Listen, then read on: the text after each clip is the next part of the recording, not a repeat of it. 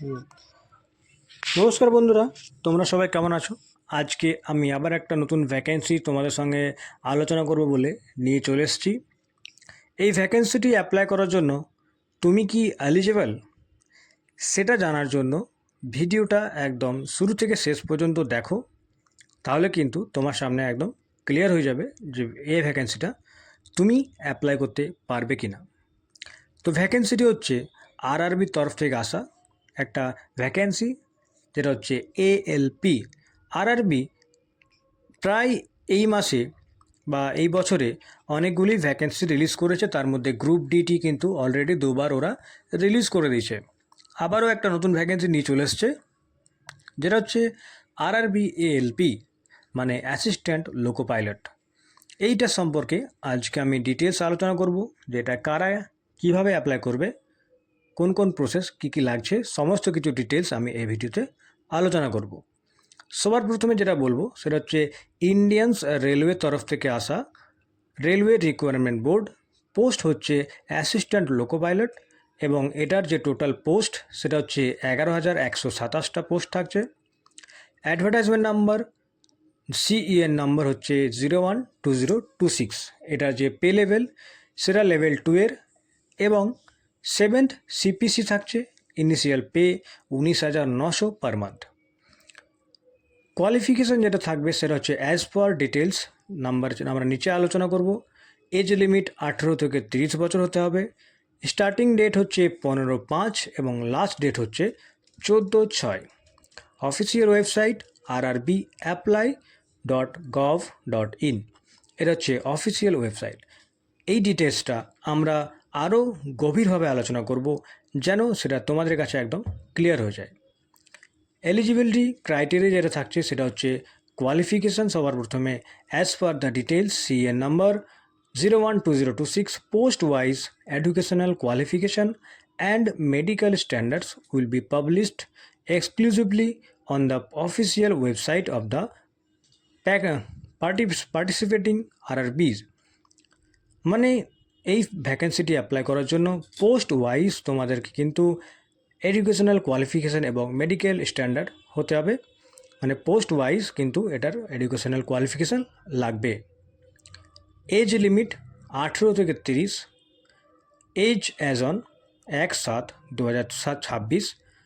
তোমাদের বয়স 1/7/2026 কিন্তু 30 বছর কিন্তু হতে হবে।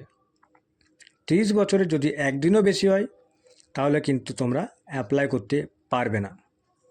আর মিনিমাম এজ 18 বছর কিন্তু হতে হবে, তাছাড়া কিন্তু অ্যাপ্লাই করতে পারবে না। তাছাড়া অন্যান্য ক্যান্ডিডেটের জন্য একটা এজ রিল্যাক্সেশনের একটা ব্যবস্থা করা হয়েছে, সেটাও আমরা আলোচনা করব। ক্যান্ডিডেট যারা থাকবে তারা অ্যাপ্লাই করার জন্য মাস্ট তাদের আধার কার্ড নিয়ে অ্যাপ্লাই করবে। অ্যাপ্লাই করার আগে আধার কার্ডে তাদের নাম, ডেট অফ বার্থ, অ্যাড্রেস এইসব কিন্তু ভালো করে ম্যাচ করে নেবে। তাদের নাম, ডেট অফ বার্থ এইগুলো কিন্তু যেন 10th লেভেলের যে সার্টিফিকেট, যে মার্কশিট থাকবে তার সঙ্গে যেন তার নামটা, ডেট অফ বার্থ এবং বাকি সমস্ত ডিটেলস কিন্তু যেন ম্যাচ হয়। আধার বায়োমেট্রিক যখন আমরা করব সেই ক্ষেত্রে যেন বায়োমেট্রিকটা তোমার ম্যাচ হয়। যদি ম্যাচ না হয় তাহলে কিন্তু ফর্মটি সাবমিট নেবে না।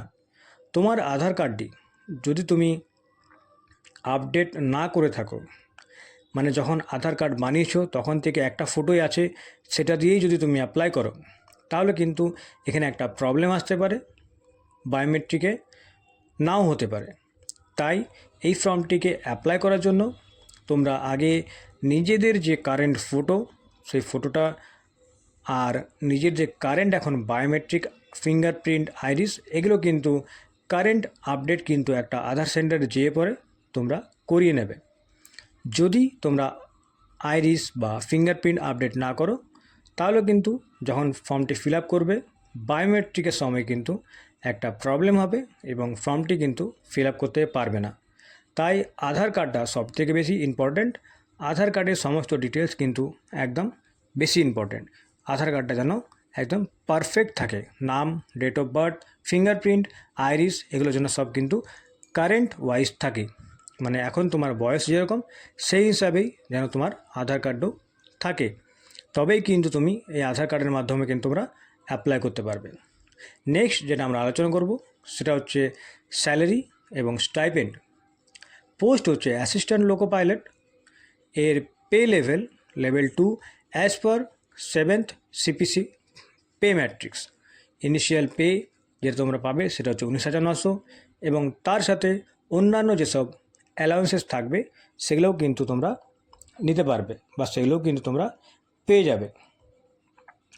মানে তোমাদের যেটা মেইন ইনহ্যান্ড পেমেন্ট থাকবে সেটা হচ্ছে 19,900, এবং বাকি যে সব অ্যালাউন্সেসগুলো থাকবে সেগুলোও কিন্তু তোমরা তোমার পেমেন্টের সাথে কিন্তু পেয়ে যাবে। তারপর যেটা আমরা আলোচনা করব সেটা হচ্ছে age limit. Age limit as on 1/7/2026 minimum age তোমার হতে হবে 18 বছর, ম্যাক্সিমাম এজ যেটা থাকবে সেটা হচ্ছে 30 বছর। Age relaxation SC ST OBC ex serviceman PWBD এবং other eligible categories will be as per railways rules mentioned. মানে SC ST OBC ex serviceman এবং PWD এদের জন্য কিন্তু বিশেষ একটা এজ রিল্যাক্সেশনের ছাড় থাকবে 5 বছর পর্যন্ত, ঠিক আছে। এবং এটা ফিল আপ করার সময় যে অ্যাপ্লিকেশন ফিস সেটা কিন্তু এখনও মেনশন করে দেওয়া হয়নি, তাও আমি তোমাদেরকে বলে দিচ্ছি। আমরা যেসব অন্যান্য ফর্ম ফিল আপ করি RRBর, সেটাতে যে পেমেন্ট নেয় জেনারেল এবং ওবিসির জন্য 500 এবং আদার্স SC ST ক্যান্ডিডেটের জন্য 250 টাকা, মানে 250 লাগবে।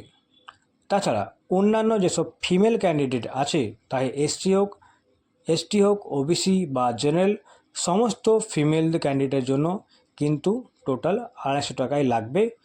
মেয়েদের কিন্তু 500 লাগবে না জেনারেলদের জন্য। তো মেয়েরা কিন্তু 250 টাকা দিয়েই কিন্তু অ্যাপ্লাই করতে পারবে, জেনারেল হোক বা SC হোক বা ST হোক, ঠিক আছে। ইম্পর্ট্যান্ট কিছু ডেট, সেগুলো হচ্ছে এই নোটিশটি পাবলিশ হয়েছে 21/3, মানে নোটিশটি পাবলিশ হওয়া আজ 3 থেকে 4 দিন হয়ে গেছে। এই ভ্যাকেন্সিটি পোর্টালে লাইভ হবে 15/5 থেকে, মানে 15/5 থেকে তোমরা কিন্তু এটা অ্যাপ্লাই করতে পারবে। ক্লোজিং ডেট যে থাকবে সেটা 14/6/2026 রাত্রি 12টা পর্যন্ত, মানে 11:59 পর্যন্ত কিন্তু এটা অ্যাপ্লাই হবে। তারপর কিন্তু অ্যাপ্লাই হবে না। আমার মতে যখন তোমরা ফর্মটি অ্যাপ্লাই করবে তো যেন শুরুর দিকেই অ্যাপ্লাই করে নাও। 15 তারিখে বেরোচ্ছে, 16, 17, 18, 19, 20-র মধ্যে কিন্তু তোমরা অ্যাপ্লাই করে নাও। তাছাড়া কিন্তু সাইড জ্যামের প্রবলেম কিন্তু অনেক হয়ে থাকে, যেটা তোমরা এই বছর RRB ফর্ম ফিল আপের ক্ষেত্রে দেখেছো, সেরকমও কিন্তু এখানে হতে পারে। এবারে অ্যাপ্লাই করবে কি করে? অ্যাপ্লাই করার জন্য আমরা শুধুমাত্র অনলাইন অ্যাপ্লিকেশানই অ্যাপ্লাই করব, যেটা RRBর একটা অফিসিয়াল ওয়েবসাইট আছে rrbapply.gov.in। এই পোর্টালে যেয়ে পরে আমরা অ্যাপ্লাই করব। যদি তুমি ক্যান্ডিডেট আইডি ভুলে গেছো সেক্ষেত্রে ফরগট করে তোমরা তোমার মেলে তোমার ক্যান্ডিডেট আইডি পাসওয়ার্ড সব পেয়ে যাবে। তাছাড়া তোমরা আধার কার্ড দিয়ে কিন্তু অ্যাপ্লাই করতে পারবে, ঠিক আছে। এবং যেটা থাকছে প্রথমেই বললাম, অ্যাপ্লাই করার জন্য তোমাদের যে আধার কার্ডের সঙ্গে ম্যাচ থাকতে হবে নাম, ডেট অফ বার্থ এবং অন্যান্য যেসব ডিটেলস থাকবে সেগুলো যেন তোমার 10th লেভেলের সাথে, মানে 10th-এর মার্কশিট, সার্টিফিকেট, এগুলোর সাথে যেন ম্যাচ করে, ঠিক আছে। যদি ম্যাচ না করে তাহলে কিন্তু অ্যাপ্লাই করতে পারবে না। যখন ফর্মটি অ্যাপ্লাই করবে একটা লাইভ ফটো চাইবে, সেই লাইভ ফটোটা অবশ্যই ব্যাকগ্রাউন্ডটা যেন সাদা হয়, ব্যাকগ্রাউন্ডে যেন অন্য কিছু না থাকে, ব্যাকগ্রাউন্ড যেন প্লেন হোয়াইট ব্যাকগ্রাউন্ড হয়। আর গেঞ্জি পরে বা টি শার্ট পরে কিন্তু দেবে না, রাউন্ড টি শার্ট কিন্তু দেবে না। আর যেটা সিগনেচার থাকবে সেটা হচ্ছে 140 লেন্থ এবং হাইট থাকবে 60, যেটা থাকবে PX মানে পিক্সেলে, ঠিক আছে। এবং সিগনেচারটি আন্ডার 50 KB হতে হবে। 50 KBর মধ্যে তোমরা কিন্তু সিগনেচারটা করে ফেলবে। যদি তোমাদের সিগনেচারটা করতে অসুবিধা হয় তোমরা ডাইরেক্ট অনলাইনে যেয়ে সার্চ করতে পারো RRB সিগনেচার রিসাইজ, তো অনলাইনে একটা অ্যাপ্লিকেশান চলে আসবে, সেখান থেকে তোমরা কিন্তু ওটা অ্যাপ্লাই করতে পারবে। তো এটা একটা দারুণ সুযোগ, যেটা 10,000 থেকে 11,000 প্লাস ভ্যাকেন্সি কিন্তু পেয়ে যাচ্ছ। এবং এটা 10th লেভেলের 10,000 থেকে 11,000 ভ্যাকেন্সি, দারুণ একটা সুযোগ। কিন্তু এখানে একটা টুইস্ট আছে, যারা আইটিআই ক্যান্ডিডেট, যারা ডিপ্লোমা ক্যান্ডিডেট, শুধুমাত্র কিন্তু তারাই এইটার জন্য অ্যাপ্লাই করতে পারবে। তাছাড়া কিন্তু অন্যান্য যেসব ক্যান্ডিডেটরা তারা কিন্তু অ্যাপ্লাই করতে পারবে না। ঠিক আছে, তো আমার এই ভিডিওটা তোমাদের কেমন লাগলো অবশ্যই কমেন্ট করে জানাবে। আর যারা গভর্নমেন্ট জবের প্রিপারেশন করছে তাদের সঙ্গে এই ভিডিওটা শেয়ার করে দাও, যেন তারাও এই ভ্যাকেন্সির সম্পর্কে জানতে পারে। দেখা হচ্ছে আবার পরবর্তী ভিডিওতে। ততক্ষণ ভালো থাকবে, সুস্থ থাকবে।